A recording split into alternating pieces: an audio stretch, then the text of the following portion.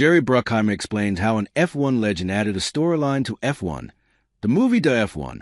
The movie is now back in IMAX theaters worldwide. The summer blockbuster starring Brad Pitt, Javier Bardem, and Damson Idris will be shown on the biggest screen starting on August 15th.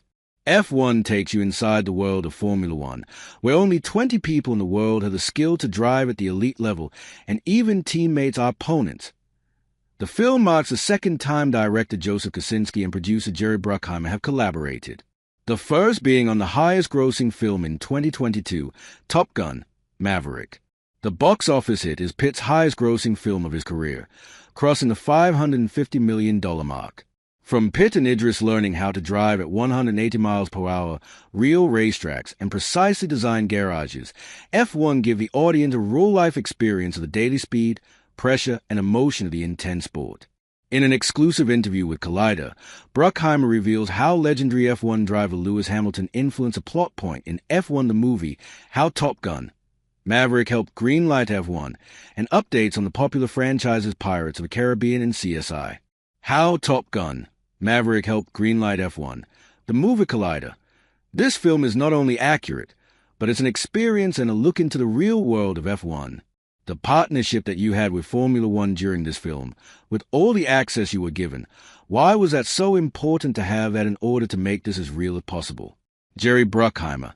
I think the only way we were going to make the movie, and Apple wanted to make the movie this way, is to be on the real racetracks. In other words, we had to make a deal with F1, the governing body. We had to go through all 10 teams, all 20 drivers. We showed them how we were going to make the movie. We had a reel from Top Gun, Maverick, and how we did the planes, and then we showed them how we'd insert our car into their races. Do you see, potentially, more stories told within the F1 world? Bruckheimer, absolutely. There's so much drama that goes on in this world. Just life itself. Any sport where your teammate is your competitor, it's for drama. And the competition between these teams is fierce. There are only 20 people in the world who can drive these cars. Think about that. It took Brad and Damson 4 months to drive an F2 car with an F1 body.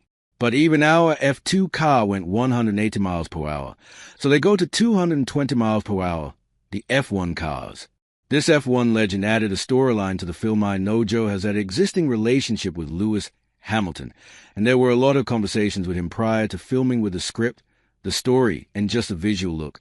But did you ever consult Lewis during filming or in the editing process to keep making sure things were accurate?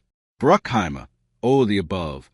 When we were on race day, we'd bring him into our garage and show him stuff that was either cut before what we're shooting, and he was always involved in any rewrites or anything that we did. He was involved in every step of the way. It got down to a point where he said, well, at Silverstone you're going to turn 5, you're in 2nd gear, you're not in 4th gear. That's how detailed he got into everything. And he said, well, on that turn, if you try to pass, you'll crash. And we used it. What are some things that the audience will be able to experience and see in IMAX versus just a standard viewing? Bruckheimer. Well, I think standard viewing is fantastic. But IMAX, the sound is monstrous. The picture is bigger. You see more of the movie because it's a larger format. But if you really want a great experience, you want to hear the sound and the explosiveness of these cars. And Joe spent months mixing the sound and ran it by Lewis and some of the other principals in F1 to make sure we got everything right.